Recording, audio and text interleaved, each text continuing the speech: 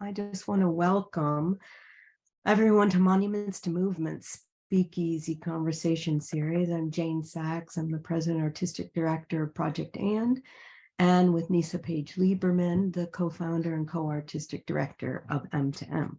Joining us here today is Madeline Easley, Kate Hamill, Daniel Alexander Jones, our project partner, Stuart Carden, and a pre-recorded contribution from Mary Kathryn Nagle. So we're all here to talk about the play as monument.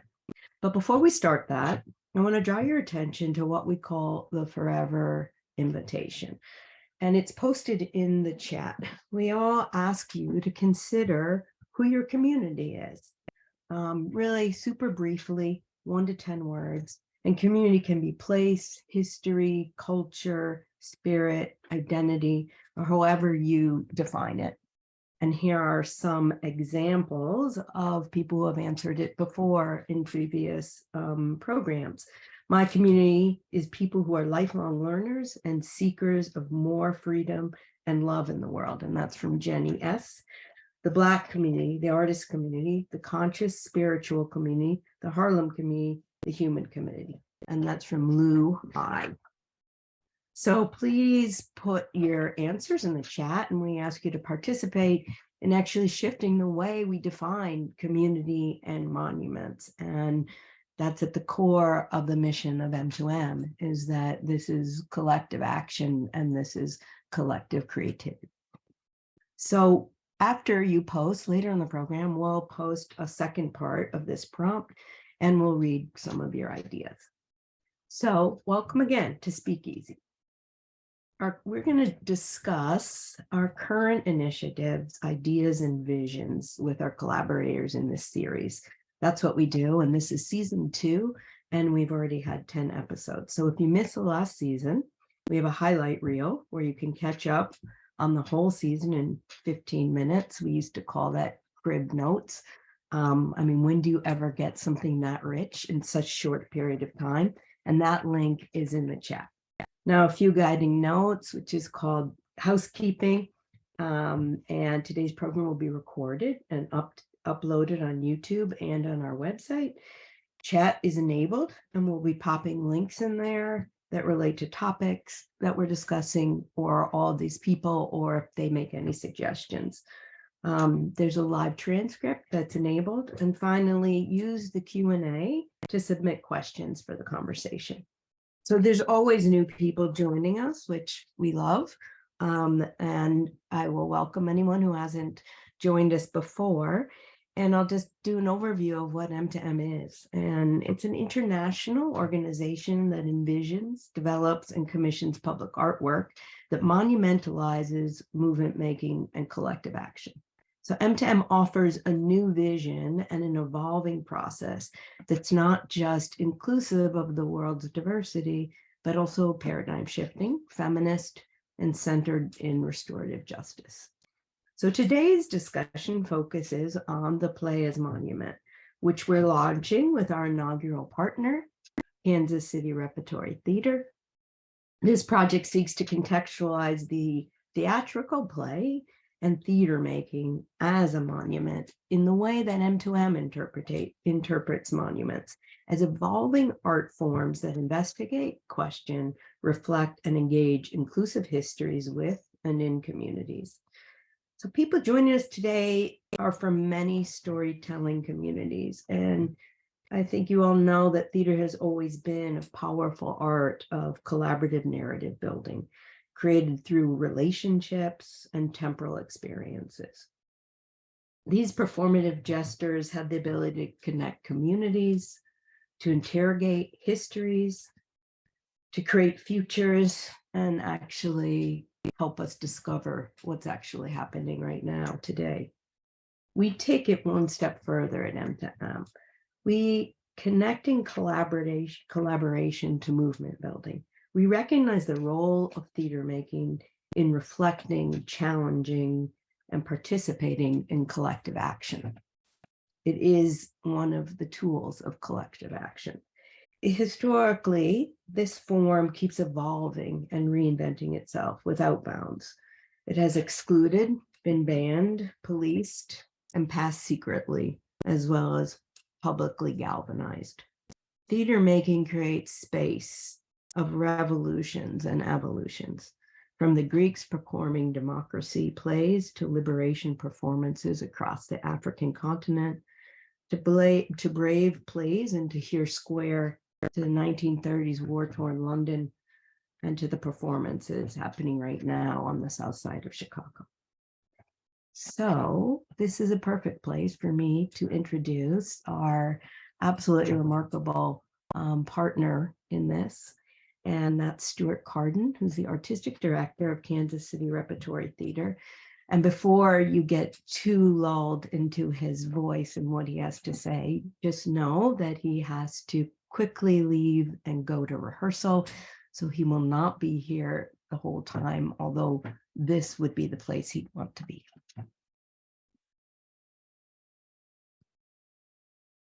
Thank you, Jane. No one has ever said my voice lulled them. I will take that, and I appreciate it. Hi, everyone. I'm Stuart Carden, pronouns he, him. I'm calling in from the middle of the country and the ancestral and current home of the Osage, Kaw, Oto, Missouri, Shawnee, and Wyandotte tribes, among many. And I'm really thrilled to be a part of this conversation. Thanks for the opportunity to jump back into rehearsal in a minute.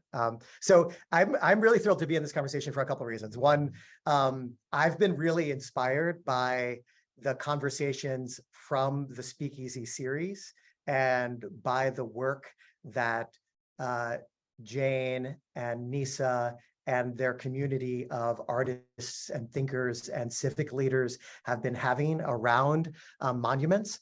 And that has really inspired me to fold in some of their community building practices into the process of making theater. And so I'm thrilled to be a part of this conversation because this conversation has led to some pretty exciting and new initiatives at Kansas City Repertory Theatre. The most significant one is a program called our American Crossroads residency. And this program connects playwrights and theater makers with communities, both current and historic, who have had a profound impact on the spirit and culture of the Kansas City region, and whose stories have not been deeply told and celebrated. And so a very similar inspiration and connection to the type of work that M2M is exploring with their vision of monuments lifting up and celebrating communities and collective action. And through a 3-year process, through the American Crossroads residency, playwrights engage in conversations, research, and critically community building to elucidate and celebrate stories from our region. So there's a real wonderful connection and mutual, I hope, inspiration between some of the programs that we're leading with and the work that M2M is doing. Our inaugural playwright for this series is Mary Kathryn Nagle, who you will see a video submission from Mary Kathryn during this conversation, as well as one of the panelists, Madeline Easley, who's also a part of our American Crossroads residency initiative that just launched last fall. And Maddie is telling the story of an extraordinary Wyandotte woman from the Kansas City, Kansas region. And that work is both about lifting up that individual history and story, but also about bringing connection and hopefully healing to the Kansas and Oklahoma Wyandotte peoples. So there's very much a sense of community building and highlighting collective action through this project that Maddie's engaged with.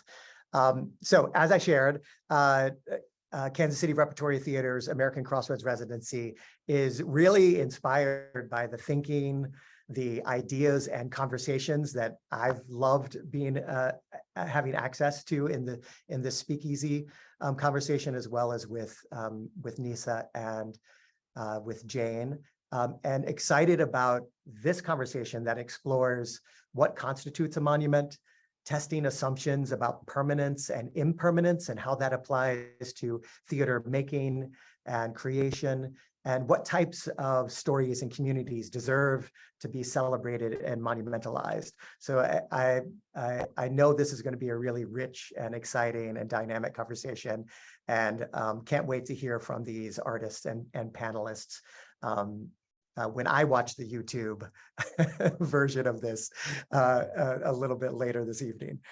So thrilled to be here, thrilled to be a partner of M2M on the Play as Monument series. Thank you so much, Neysa and Jane, for having me and partnering with KC Rep. Thank you so much, Stuart. You have been here from the start. I think when we bit the apple and opened up this whole idea. And we're just really honored to collaborate and partner and see where this goes.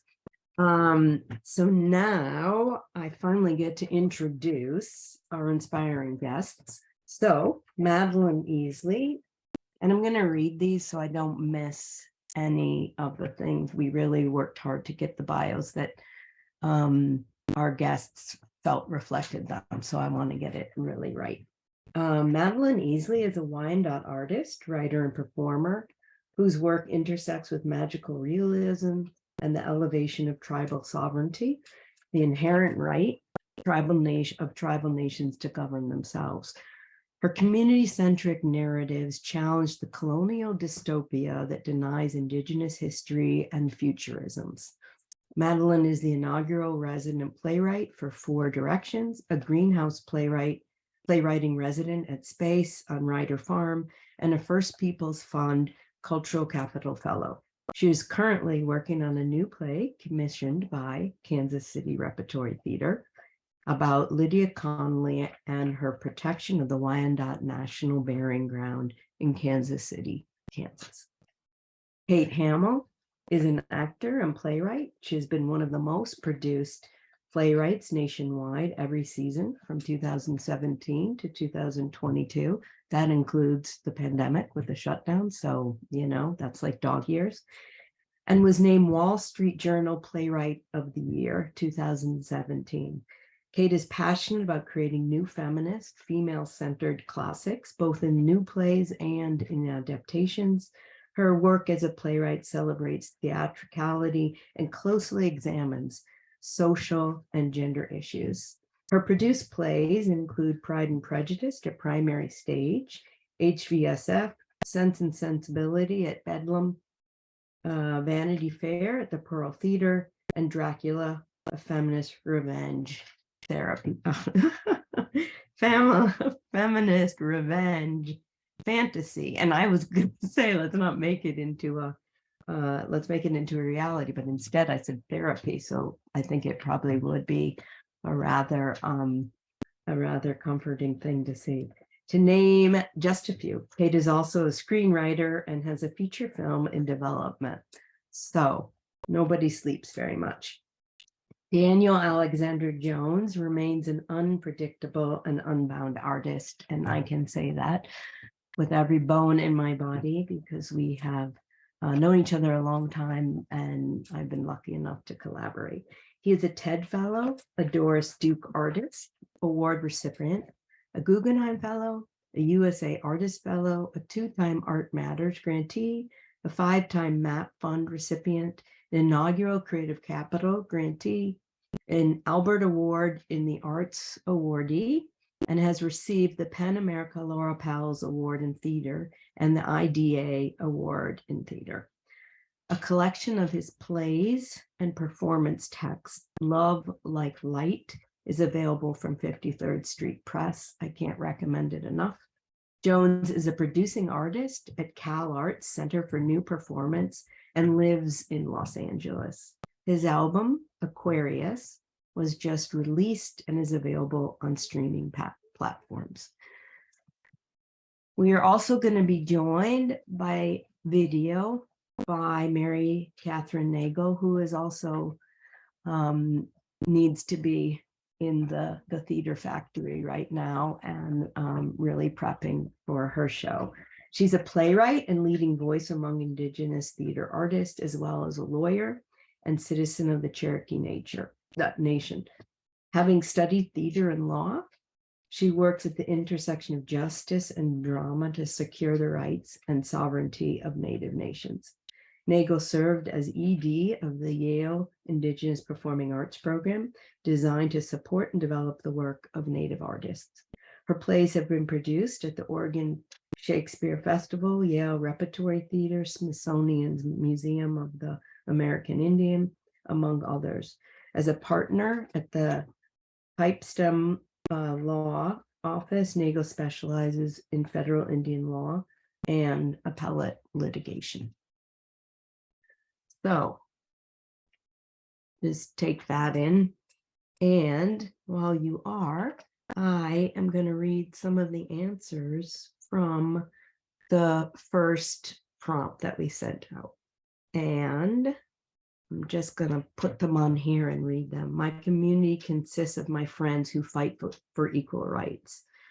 The curious. My community is Midwestern culture plus social justice workers. All of the many possibilities of family in all its beauty, dysfunctions, and becoming.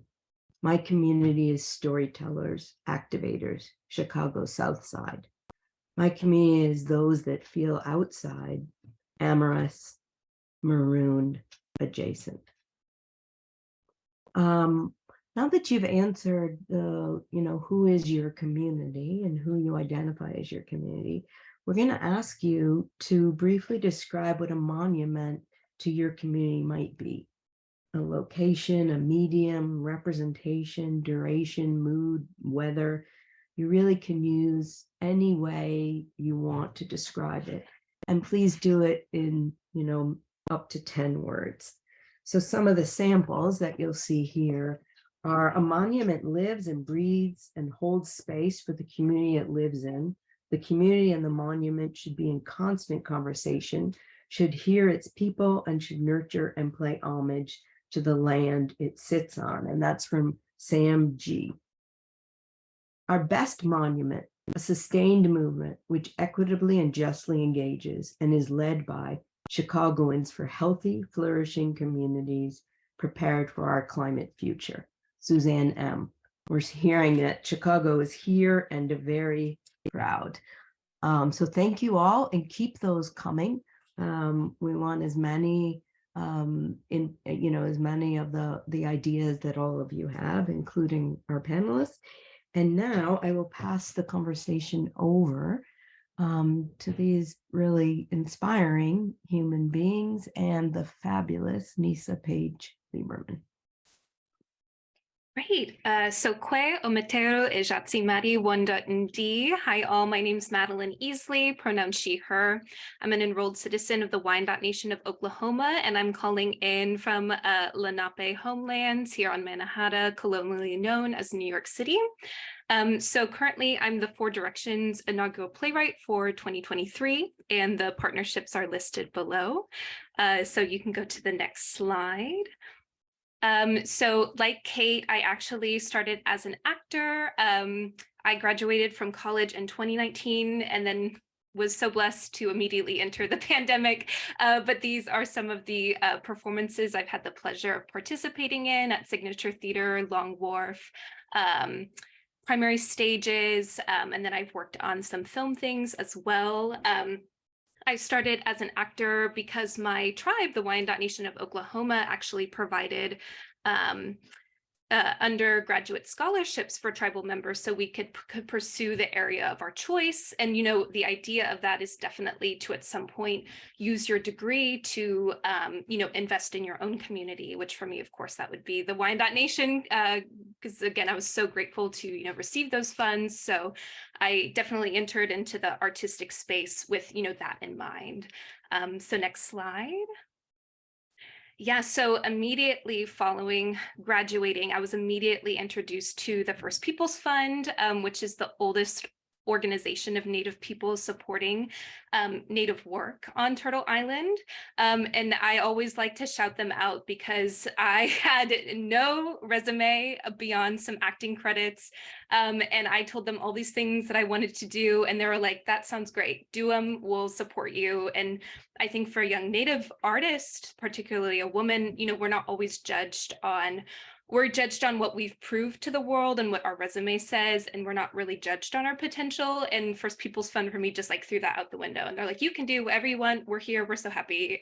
And so one of the homework things that they commissioned for me was a film on missing and murdered Indigenous people to be presented at the Kennedy Center. And so I made that film for their celebration, the We the Peoples Before celebration at the Kennedy Center, which celebrated their work and was a huge gathering of tons of tribal nations from all across Turtle Island. And so I was tasked with making this film, knowing that, tribal elders were going to see this film and that, people who've been impacted by the MMIW P2S issue were going to be in that room. And so it was a lot of trust put in my hands, but I did end up making a film. So next slide, if you'll go on to it. And so I created The Feathered Girl, which is a short film about a young woman who takes on a predator-prey adaptation in this scenario where Native women are these people who are being for lack of a better word, eliminated in society. And, not a lot of people are talking about it. We don't get the attention that people of other communities get. And so this film, I always tell people it's a story about violence that features no violence, because again, it's meant for Native audiences. It's meant for people who have been impacted by this to be able to see it and be able to feel, that like light is being shown on this, but it's not going to re-traumatize them.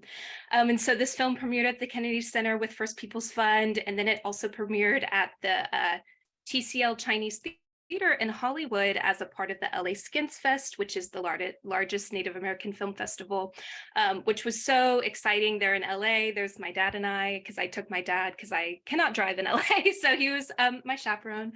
But that work really kicked off just so much, and it's just a hallmark piece for me that this is really creating work for the community that, knows that Native audience are going to be in the audience and that the work needs to center them.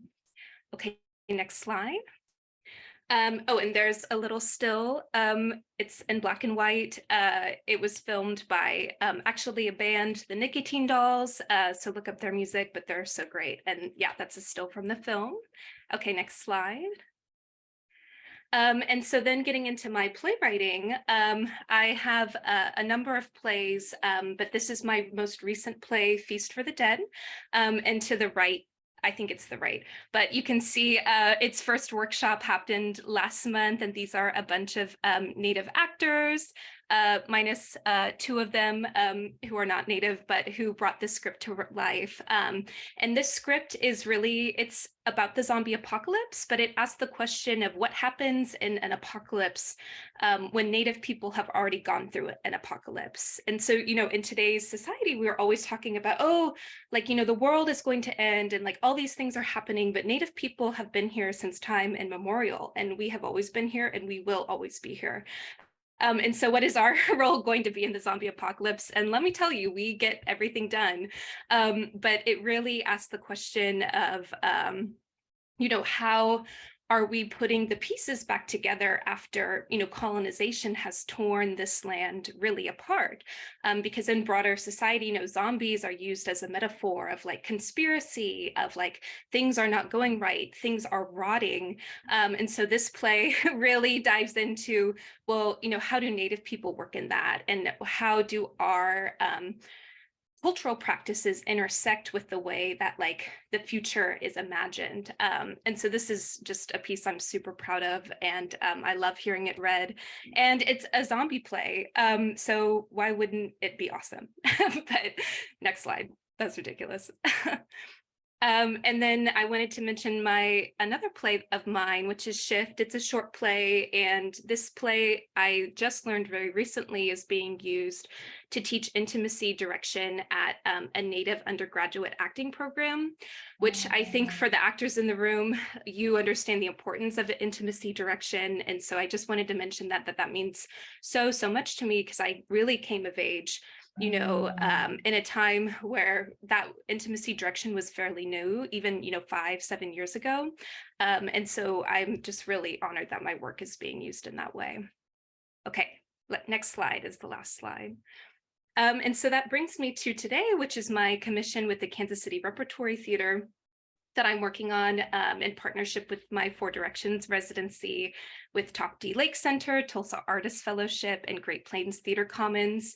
And so I'm tackling the story of Lyda Connolly, who was a Wyandotte woman in the 1910s era, and she became the first Native American woman to argue a case in front of the Supreme Court. And she was protecting the Wyandotte National Burying Ground in Kansas City, Kansas. So the story of my people, we originated in the Great Lakes area, and then conflict erupted and we were pushed down to Detroit in Ohio. And then Andrew Jackson, issued the Indian Removal Act, which caused us to be removed down the river to Kansas City, where we landed. And when we landed in Kansas City, there was no land for us to live on. The government lied, shocker. And unfortunately, when we landed, there was a huge flood, and like half of our people died in that flood after we were removed. And so those people were buried at the Wyandotte National Burying Ground, which is colloquially known as the Huron Cemetery. And then, of course, after you're removed once, again, people are still wanting the land that you were on, and it's just so much easier if, the Native people, if we are removed and we don't exist anymore. And so Lyda really fought against that with her skills as a lawyer. And so me taking that project on as a member of the Wyandottes of Oklahoma, who were then pushed down to Oklahoma because we did not accept citizenship, and the Wyandottes of Kansas, some of them weren't aware that was happening. And there were just so many colonial forces that split us apart.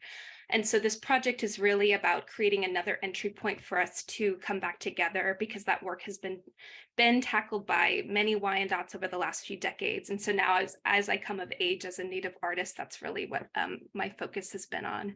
And that's me.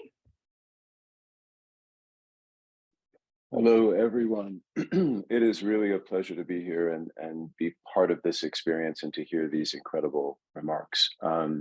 I am this year celebrating my 30th year of professional practice. And so I'm going to show you glimpses, little pieces that will fade away from that practice starting back in 1995, I think is the first, the images stretch from 95 to now. And I'd like to read a piece to you. Dr. Constance E. Berkeley, one of my great mentors, taught me that the nature of freedom is elusive. It must be cultivated and remembered through consistent devotional practice. She imagined freedom as a living dynamic, unfolding within a moving and shifting field of consciousness. Freedom consistently adapts to embrace an unpredictable series of utterances within an expansive whole. Dr. Berkeley, like the great jazz artist Betty Carter, drew my attention to the fact that forms can be liberatory in one configuration and caging in another. Fellow jazz artist Abby Lincoln had written the song Throw It Away to remind us that breathing is not just about air and lungs, but is a lifelong attentive activity, releasing what you hold, giving your love, living your life liberally, to make space for what your open hands will receive. As I grew up, I had other glorious examples in literature and theater, including Toni Morrison, Alice Walker, Audre Lorde, Lucille Clifton, Robert Hayden, Essex Hemphill, Adrienne Kennedy, Amiri Baraka, Virginia Hamilton et al. In music with Carter and Lincoln, Josephine Baker, Lena Horne, Sarah Vaughan, Sun Ra, Prince, Stevie Wonder, Patrice Rushen, Sylvester and LaBelle, Billie Holiday, to name but a few. visual and conceptual art and film, Betty Saar, Yoko Ono, Charles White, Adrian Piper, Marlon Riggs, Julie Dash, Charles Burnett et al., as well as family and community. Each, in their own ways, cleaved to freedom, and by doing so were often experienced by the society as iconoclastic. Each also, in their own ways, demonstrated that the pursuit of freedom will inevitably lead to innovations in form, because one must dance with both the known and the unknown. The light of consciousness, directed at the seemingly known, can reveal new details, make more space, and suggest shadow. Nothing alive is static. No thing remains the same. I built upon a quote from Dr. George Washington Carver for my play Duat. If you love a thing enough, it will reveal its secrets to you, open up its codes and keys, and send its message through you. That love, that intentional love, that love as attention, that love as the light of consciousness, they all had that love, and they all, in their own ways, beamed it toward possibilities heretofore unimagined collectively. By doing so, in public performance, in community, they made maps for others to guide folks consciously into the flow of life force, and as a natural consequence, away from predetermined, limited, and limiting realities. So when I name my work as belonging to traditions of Blackness and queerness, I do so because both of these dynamic domains have held evidence of a flow beyond imposed boundaries and singular narratives. I make this distinction during an historical moment in which we seem to be slipping away from the kind of freedom espoused by my forebears and toward dangerous rigidities and neo-essentialist reductions. I remind myself daily that I come from traditions of transgression and improvisation, and if you don't keep it porous to the flow of life, the thing that freed you can ensnare you. Thank you.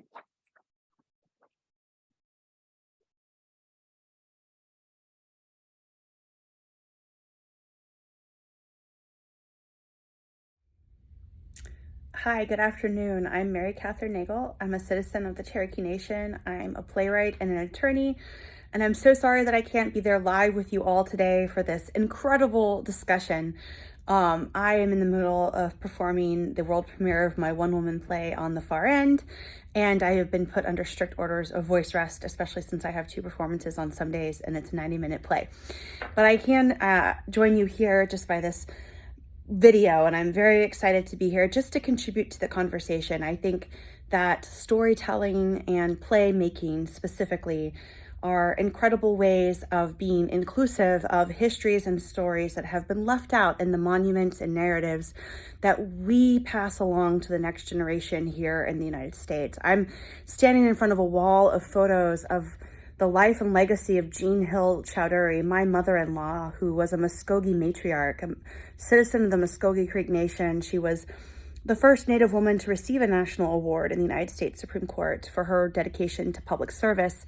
But many people don't know her story. There are no monuments to her. There are no inclusions of her story in curriculum and K-12 education. And quite honestly, until very recently, stories like hers were not told on the American stage, because until very recently, most American theaters had never produced a single play by a Native playwright, but had produced multiple plays using red face. I've seen them, I'm sure you've seen them, from Bloody Bloody Andrew Jackson to Peerless to An Octoroon. We have multiple plays out there that use red face, which is a performance that was created in the 1820s to perpetuate genocide at a time that Andrew Jackson was running for president on a campaign platform of eradicating tribal nations and tribal citizens.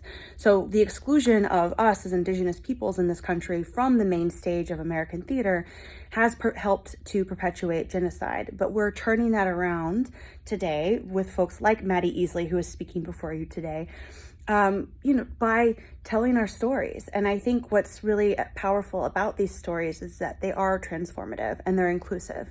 They're including marginalized communities that before didn't get to sit at the table of decision making about whose stories do we tell about American history and what matters and what values we have and why. And so I think that there's so much power in theater when we do include everyone.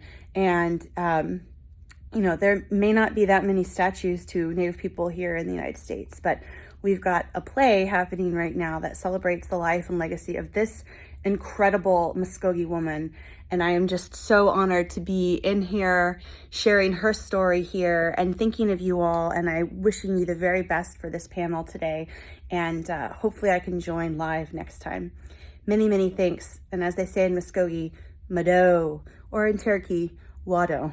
Thank you.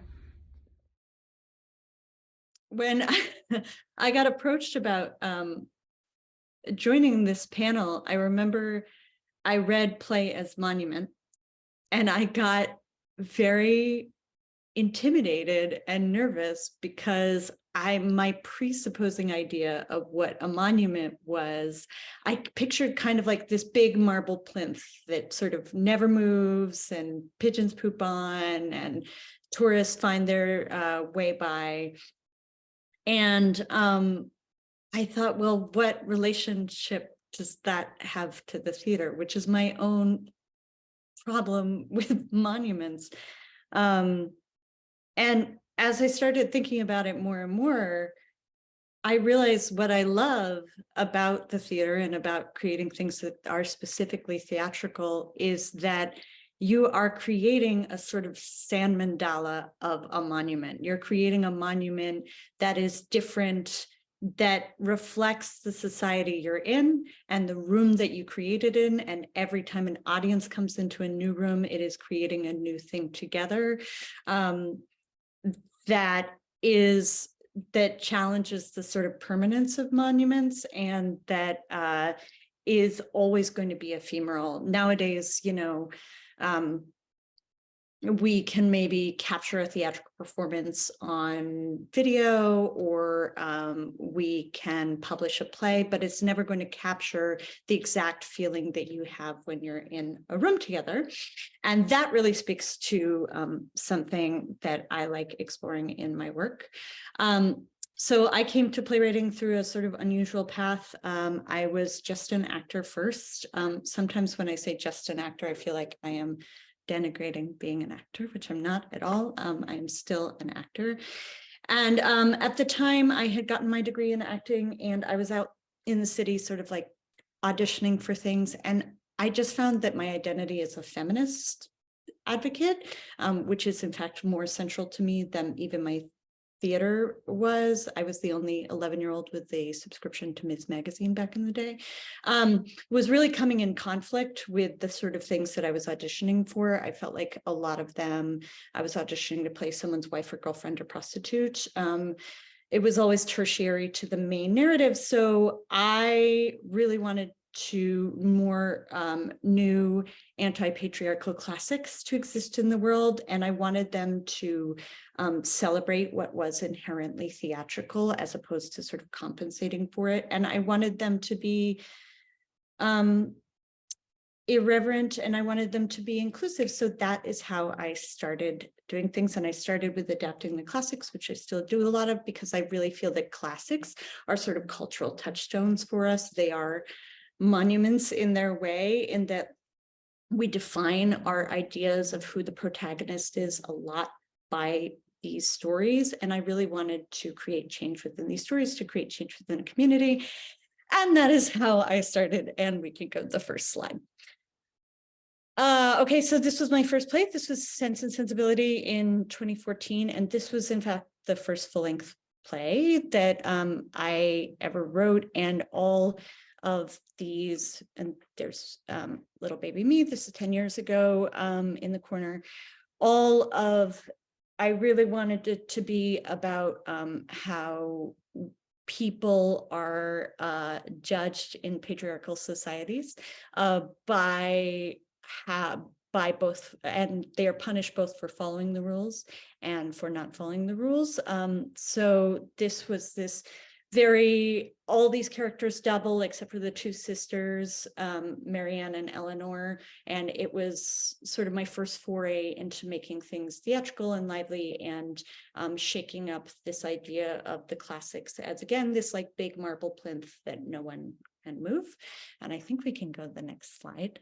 Okay, so I also was very interested in taking old classics and retooling them. So if Dracula is one of my later plays. Dracula was in 2019, a classic stage here in New York. I was really interested in taking these stories and re-examining not only the protagonists, but who the villains were, and using them as an exploration of things that affect our communities right now. So my feminist revenge fantasy was taking Dracula, which is actually a really shockingly misogynistic and xenophobic origin story, and turning it on its head and using it as a exploration of toxic male predators and why we are so attracted to them. So that is our Dracula in the side.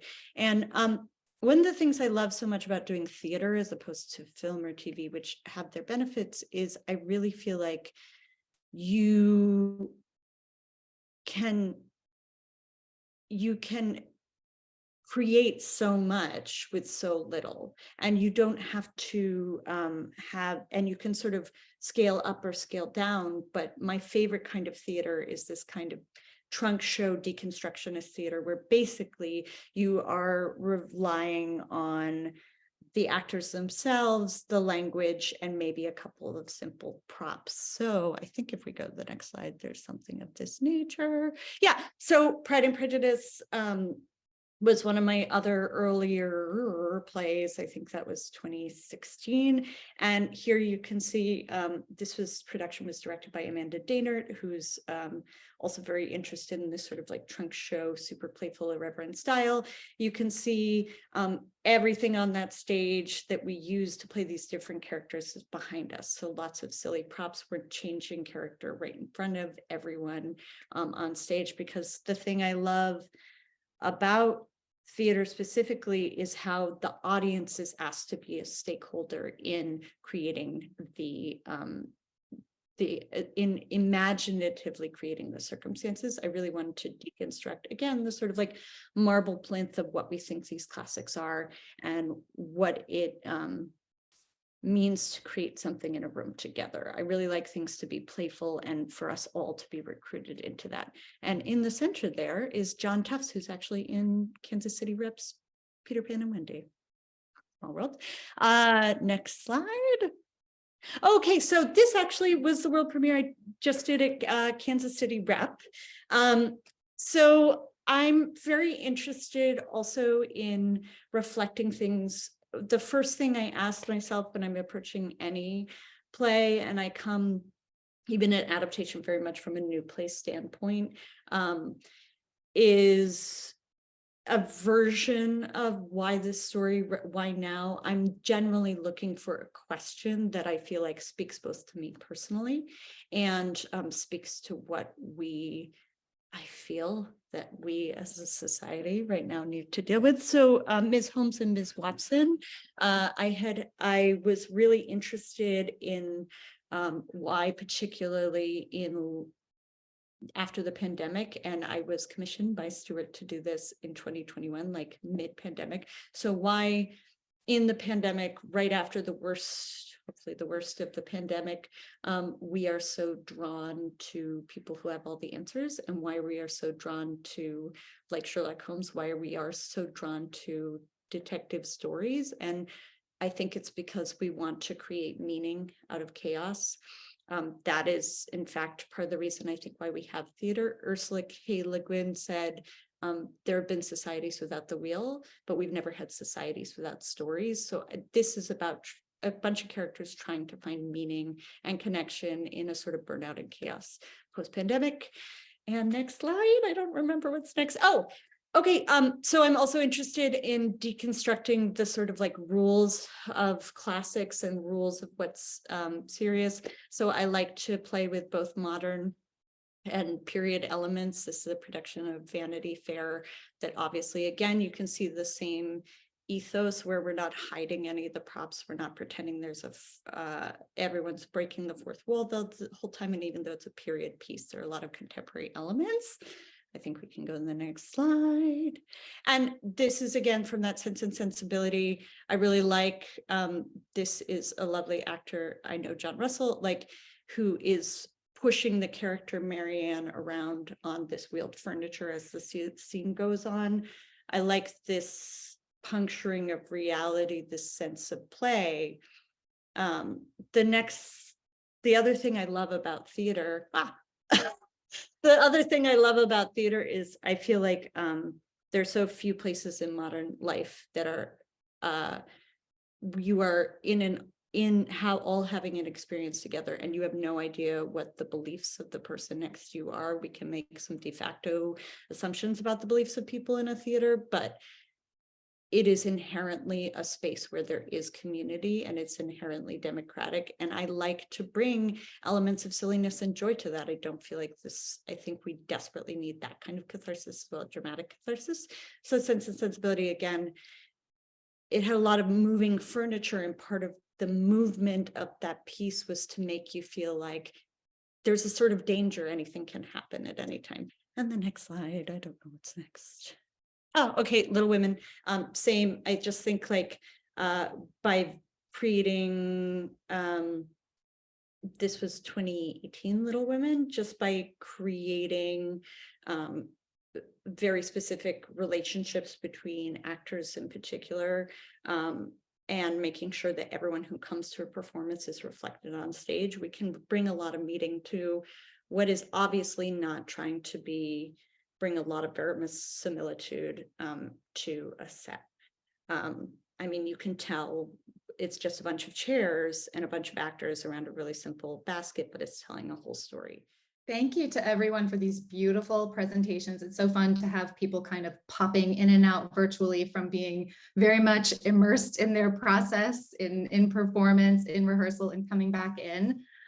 So this is the Play as Monument is a brand new initiative. And while we have projects in the works that we can't wait to share with you, we wanted to invite these people and these voices and the communities that they represent into this launch of this conversation so that we can explore the potential and the expansiveness of the idea of playmaking and theater making as monuments.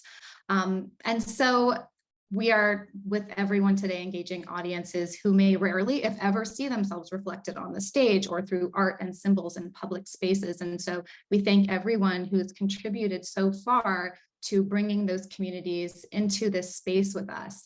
So something that I really feel like permeated through in different ways through everyone's presentations is the idea of collaboration. And it may be collaborating live with someone in your space. It may be collaborating with someone you're reading or studying. It may be collaborating with someone you never met, like with what Kathryn was talking about, a way to collaborate with these stories, with this heritage.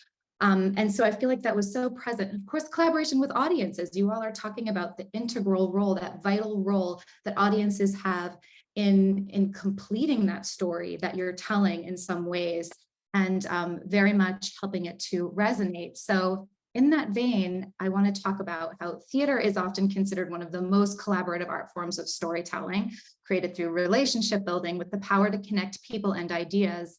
I'd like to ask you all, is there a correlation between this highly collaborative, story-driven art form and collective action or movement building? Like, does the collaborative process inherently have greater potential for catalyzing movement building? And I'd love to start with you, Daniel. Thank you for the question. The short answer is, of course, yes. You know, anytime you have a kind of gathering that is collaborative, you are of necessity making what Toshi Regan calls a congregational space, right? Where everyone who is there is participating, but not subsumed into a singular identity. Rather, they are bringing the distinction of their perspective, their history, and their aptitude to the room. And so I think it has profound potential, and certainly in the history of both Black and queer theater, performance was used as a way to elevate, to galvanize, and to inform at grassroots levels, and then in a larger sense in terms of work that reached a quote unquote mainstream. I think the one hindrance to that is very often we encounter the habits of singularity and the habits of pointing out the individual that still suffuse spaces that are claimed as being collective, but actually still tend to valorize the individual voice. And that can be a corrosive aspect of that practice if you're not careful. Kate, I see you nodding. Would you like to pick up on that? Yeah, I just love what Daniel was saying about it is, I think it is inherently a collaborative and incredibly democratic form, in that, like, as soon as you're all in the room together, I feel every member of the audience and every member of whoever is performing a cast has equal opportunity in some ways to change the air of that room. And I feel like, you know, in the ideal, like my ideal scenario would be what happened after one of Odette's Waiting for Lefty. At the end of that play, all the characters are calling for a strike, strike, strike, strike, strike. And there was a performance of that play where actually the workers who were watching that went strike, strike, strike, and went from that performance on strike. But I feel, I agree with Daniel that there is sometimes you always have to be careful for the corrosive individualization of things, feeling like, or the depoliticization of things. I feel like there are people who feel like, well, art should only entertain. I should be able to turn off my brain and not be disturbed by this, and not feel galvanized to action. And while I certainly recognize the need for silliness and joy, I do feel like art should reflect as well, as it's not just an escapist form. It is actually something that is meant to engage you. Mm-hmm. Maddie, would you like to comment on that as well? Yeah, I mean, I think for a lot of Native people, theater has been the mode to, at least one of the modes to reinsert our story back into what's considered the wider narrative, because unfortunately, part of genocide and cultural genocide and colonization is that those stories are suppressed in favor of another narrative that justifies removal and genocide and justifies, the foundation of this country. And so when we're putting out stories of our people or of, our urban indigenous communities and other tribes, it is very much a collaborative effort, because the way that a lot of Native people move through the world is in community. And so no one person can really be elevated, especially because we all have our own history with colonization, and we are constantly having to check in with, our elders, our community, our collaborators, like, are we doing this in a good way? Because unfortunately, American theater, like a lot of industries in America, have a tendency to be extractive. And I think it's really easy to be pulled into that kind of extractive narrative. And so I very much feel like Native people and my other collaborators who are Native, we have to present like a united front of, like, we feel this way about this. And, we don't all have to have the same opinions, but we have to all uplift our work and make sure that the communities that are being discussed are also uplifted. And then that responsibility is passed on to the audience, who is going to hear, very hard things about, the way that we are all exist on Turtle Island on this land right now because Native people were able to be removed from a lot of that land. And we all came here in different ways, some willingly, some not willingly, but we all are here now. And so we need to kind of start to confront this dystopia that I mentioned in my bio, that we have to deconstruct these stories that we've been told by non-Native people about Natives. And now we need to take that and do it in a way that's in community.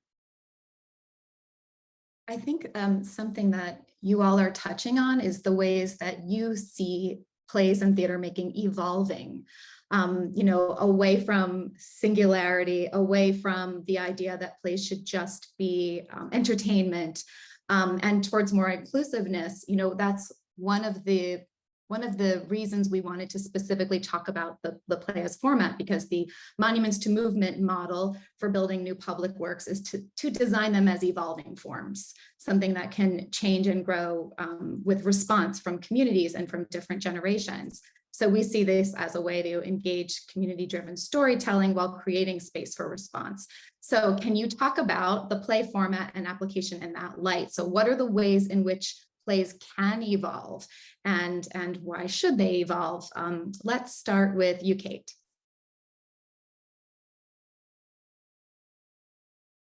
I mean, one of the things that I love about plays is they can't help but evolve, because they are different with every audience and with every room they're recreated in. So I think it's really important that we embrace that we embrace that stories are going to have different resonances, and we're not clinging to some outdated and often oppressive idea of nostalgia. And just to echo what Mary Kathryn was saying, I do think some strides have been made in acknowledging that there are many, many narratives that have already been lost and that will continue to be lost if there is not a concentrated effort to fight back against an oppressive ownership of narrative. I definitely think there's way more progress to be made if you even look at the statistics of who is being hired to do what and who is being produced. But I think that that's part of the continuing work, and a play, for better or worse, is reflective of the community that is building it and reflective of the community around it.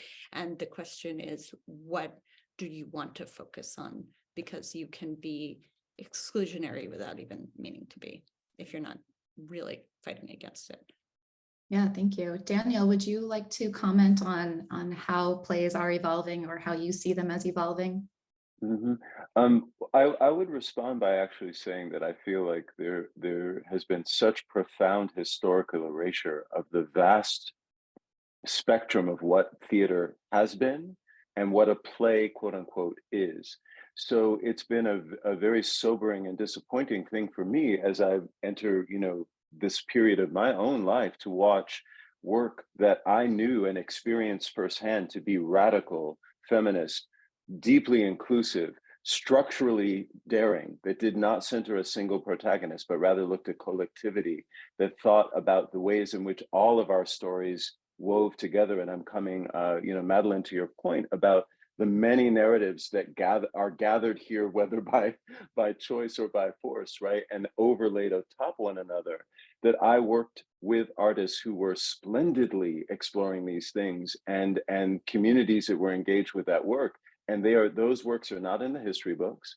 Theaters do not produce them. Those artists are continually left off the lists of innovators.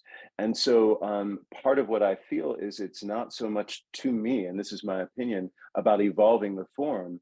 it's about really, really undoing a winnowing, narrowing, and extractive system that doesn't let us see one another and understand that we already have histories of aesthetic, real aesthetic heterogeneity, really, which then has political implications. So for me, I think it's less about the form evolving and more about the removal of an imposed set of limits about what art is and who it belongs to. That is a really perfect segue into another, well, really the same topic that I wanted to ask you all, is that, you know, we see all of your practices directly addressing and challenging historic omissions and rigidities in theater, in your own way, evolving them, but still having to, of course, experience this erasure that you're talking about, Daniel, and having to push back against that in your work, in your communities, in your dialogue. And so I would love for anyone to talk about, to contribute to what Daniel offered about the areas that you have sought to change, expand, or invent, and how you are making sure that that erasure doesn't continue, that you are bringing visibility and light to these stories that have impacted you, that are at risk of disappearing. Maddie, I'd love to start with you. Yeah, I mean, I think in my work as a playwright, you know, I'm still very much in the emerging stage because I've dabbled in, you know, other modes of theater, but in that it's elevating that, like, you know, this play has 5 Native characters and you're going to cast 5 Native people. Whereas, you know, it's still a huge barrier to theater, and that, like, you know, people will look at plays by Native playwrights and be, oh, this is like unproducible. You know, Larissa Fasthorse has a great quote in her playwright's note about that, the Thanksgiving play on Broadway.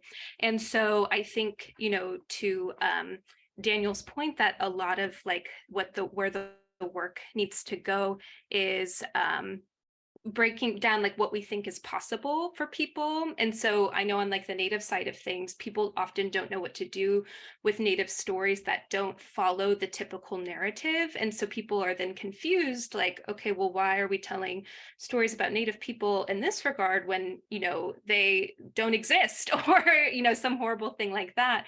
And so I think in my work, that what I really want to push is that we can tell really epic Native stories. We can tell things that have happened in the past, things that are happening in the present, and then what's happening in the future. And we can do it in the way that like Phantom of the Opera is produced on Broadway. Like, we can devote that amount of resources to Native work because all of that is made possible by the removal of Native people.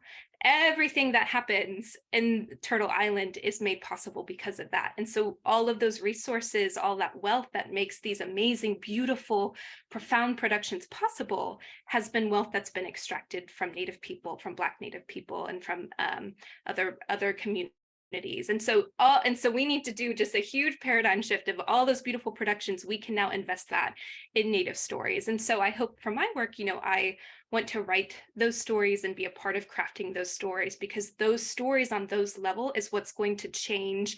It's going to shift the spirit of this country and open people's hearts and minds to the very real issues that Native people face today and that we're trying to gain support for. You know, we're trying to support sovereignty. We're trying to protect the Indian Child Welfare Act, and we need everybody to do that. That's my personal opinion.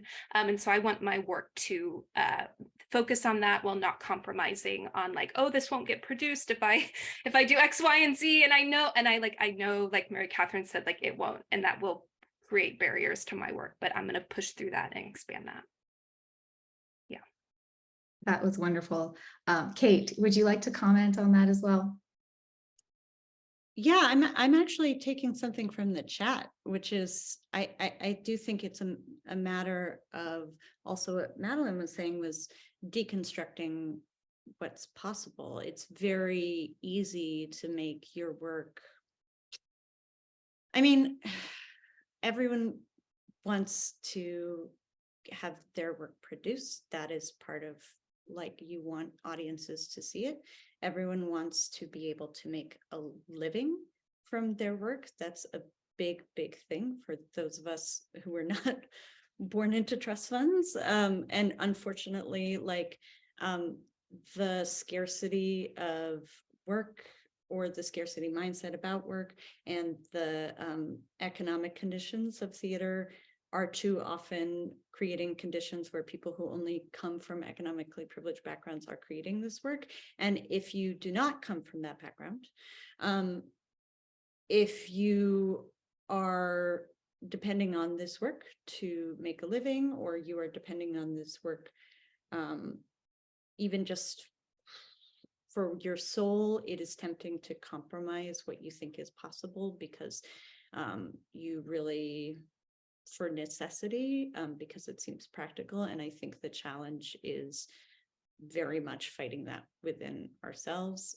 And as Daniel was saying, there's a lot of injustice in that. There's a lot of injustice in people who have refused to compromise the integrity of their work and are not being rewarded by the sort of economics of the system. And I think it's like an evolving process to constantly be asking yourself, okay, how can I push my own work, and how can I further other artists' work, and how can I lend as much support as I can to giving more visibility, because visibility does translate to actual livability. And the more of those, the more we see the impossible become true, the more we see, the more we believe that is doable. But it is a constant struggle, and I feel like it's just important to resist as much as possible putting limitations on your own work. Like, I would love to see more epic Native work on big commercial stages. There's no reason why that shouldn't exist, but it is a lot of deconstruction of even other people's beliefs of what is possible. Yes, there's a lot of shifting of mindsets that needs to happen. And then you also need examples, right? You need to be able to point to things and like give your reasoning. And as you all are building your body of work, there's more and more to point to. There's more and more to challenge these outmoded ideas of what's a blockbuster, what's a success, what can survive. So I want to shift the topic just a little bit to talk about the idea of impermanence, because since we started M2M, one of our kind of foundational concepts was challenging the idea that monuments need to be permanent. And that, of course, led us to performance, right? Because it is at its heart ephemeral and always changing. And our idea around that is really like, what's permanent? What can we point to in this world that we think is permanent? People put up oppressive statues and they get knocked down. They think they're going to be there forever, holding that power forever. And then the next generation deconstructs those. So I wanted to talk a little bit about the strengths of impermanence and the strengths and potential of ephemeral art forms in being able to impactfully tell these stories. So what do you see as kind of some of the greatest benefits that we can talk about with ephemeral work when we get this pushback that things need to be permanent to be powerful? Daniel, can we start with you? So much of the tradition that I come out of is rooted in ephemerality. And one of the most important aspects of it, and I think it's probably best experienced in the theory of jazz music, right? Where you are playing and composing at the same time, that the circumstances demand full presence, and that music on that night can only be made in that particular space with those particular people. So the monument in a way becomes the memory, the lived experience, the vibration that the people carried, experienced, and walked away with. And part of the work of keeping the form that way, demanding that the artists, plural, who were viewed as being, exemplary of that form, were people who could make in real time, right? So it was not that they had composed it, brought it, and then repeated what they had previously composed. It's that there was something that was going to happen in that space that could only happen in that space, which, as we've all kind of said in one way or another today, you had to be there. You had to gather. You had to put your body in the mix of the thing. And so I feel like it brings us out of what continues to be an obsession, I think, which is the object rather than the artist, the play or the performance rather than the community that gathered to experience and to make it together. So what I think being a bit of a rebel in this system affords many of us is the opportunity to turn the eye away from the object and back toward the people. And, you know, coming back to what Kate is talking about, there are real costs to that, like huge costs to that if you buck the system in that way. But I think what ends up happening is we can experience, when we're not having the kind of radical incursion that these artists are making, both, you know, I'm thinking of Madeline in terms of the kind of explosion of narrative, and Kate, your insurgent reimagining of these classics, right? What we have is work that is profoundly devitalized. And so everybody kind of knows ahead of time what they're going to get, right? And I always use the analogy of Pop-Tarts. You open it up, you know it's going to be the same every time, right? And there's some comfort in that. Some people really want that. I just want to go, Kate, to your point, be entertained, right? But what it means to do the other means a certain level of risk. And I think practicing that you can create, have an intense experience, and then that thing has to be released, that you have to walk away, that you have to carry what remains with you as you go back into your life. It's a necessary part of keeping our art form alive.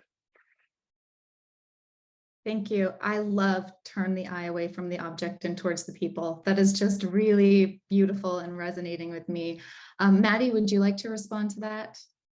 Yeah, I mean, I am a big believer that, you know, movements cannot hinge on one person because people are human and eventually they're going to make the wrong move. And, you know, in this world where we are really hypervisible, you know, that can collapse movements. And that's a flawed way to think about movements to begin with, because in any time of change, there has to be room for grace as we move forward, because the system is not designed for us to make the right choices. It's not easy to make the right choices. It's really easy to compromise in order to remain comfortable. And like one person can't become a martyr for a movement is my belief. I know that's controversial, but like I look at my friends who are doing incredible work and opportunities come to them and they are like, wow, this is going to blow up my entire life, but I have to do it for my people. And I'm like, no, I don't want you to do that. Like, you as a Native person, you need to be protected. Like, your ancestors want you to be here and live a great life. And so by making things impermanent, we have the chance to move on to the next iteration of things. And we have the chance to bring in new people, you know, our youth as they grow up, like, and then elders, you know, can pass on the work. And it can be this, you know, ever evolving thing that is never dependent on one person, because like I think there's something really important about making sure that in the process of creating change, we're all still living like full and healthy lives. And I think that that's something that is worthwhile pursuing. And the only way to do that is to create this like collective burden of responsibility, which I think is supported by collective movements. The collective burden of responsibility. I love that. And just kind of exploding the idea of anything resting on one person's shoulders and recognizing the community that we all, like you said, have, you know, the burden of and the responsibility to contribute to lifting up ourselves, our communities, and others. This is a perfect time to read some of our responses to the monument to my community. This is really one of our favorite kind of information gathering activities, and this practice of encouraging all of us to monumentalize our own stories in any way that works for us. So a couple answers we've gotten: monuments are those that represent different people who fought for our rights. My monument is the Cahokia Mounds earthenworks that functioned as home and community. My monument is to my family. It looks like cookouts, play and laughter, music blasting, gatherings. My monument could be our restored Indigenous food lifeways. These are beautiful. Every time we do this, it's you all surprise and humble us with so generously contributing this, and I think in such a vulnerable way. I sadly have to wrap up now. I want to ask everybody so many more questions. Before I do, I'm just going to make a couple announcements. If you're going to be joining us back, which I hope that you will, we're posting a link in SpeakEasy to our in the chat to our SpeakEasy Evolving Democracies with Neysa Shaw, Eric Gottesman, and Carla Derkova Canales. And we also have other links to join our mailing list. We hope you do. We share out these the prompts, the forever invitation on our mailing list. And if you would like to support our programs, there is a link to donate. And finally, there's a survey link. We would love to get feedback from you on what you might want to see in another SpeakEasy, or how you might like to work with us. So grab that survey link. I would just love to thank Daniel and Madeline and Kate, and in absentia, Stuart and Mary Kathryn Nagle, for joining us. This has been such a pleasure. We're honored to have you all kick off this conversation with us. And I can't wait to have you back to talk about future collaborations and to see how you have deconstructed the singular corrosive storytelling and how you're expanding it in your own beautiful ways. Thank you.